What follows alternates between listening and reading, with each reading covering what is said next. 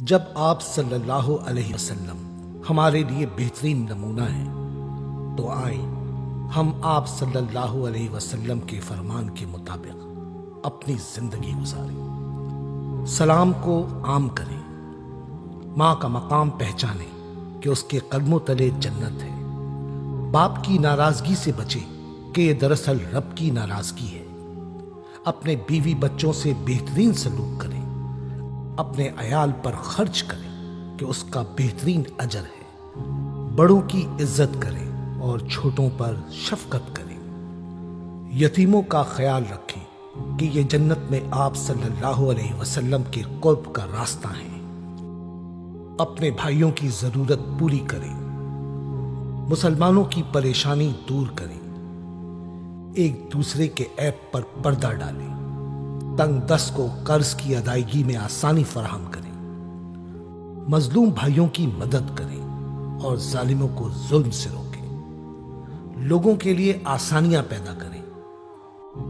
اور جب غصہ آئے تو اسے پی جائیں، گالم گلوچ، لڑائی جھگڑے اور ایک دوسرے کا مال کھانے سے رک جائیں، اپنے عہدوں کا پاس کریں، ایک دوسرے سے حسد نہ کریں، بغض نہ رکھیں، روگردانی نہ کریں، اپنی زبان اور ہاتھ سے کسی کو تکلیف نہ پہنچائیں، بے حیائی سے بچیں کہ حیا ایمان کا حصہ ہے، گناہ کی جانب بڑھنے لگے تو اللہ سے حیا کریں،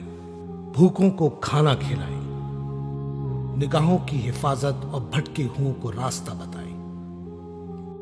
قرآن کو سیکھیں اور سکھائیں، نماز وقت پر ادا کریں، مسجدوں میں دل لگائیں کہ یہ عمل رب کے سائے رحمت میں لے جائے گا، ہر نیکی کا کام صدقہ سمجھ کر کریں، جماعت سے جڑ کر رہیں کہ اس پر اللہ کا ہاتھ ہے، اللہ کی حدود کو زمین میں نافذ کریں، نیکی کا حکم دیں اور برائی سے روکیں تاکہ ہم اللہ کے عذاب سے بچ سکیں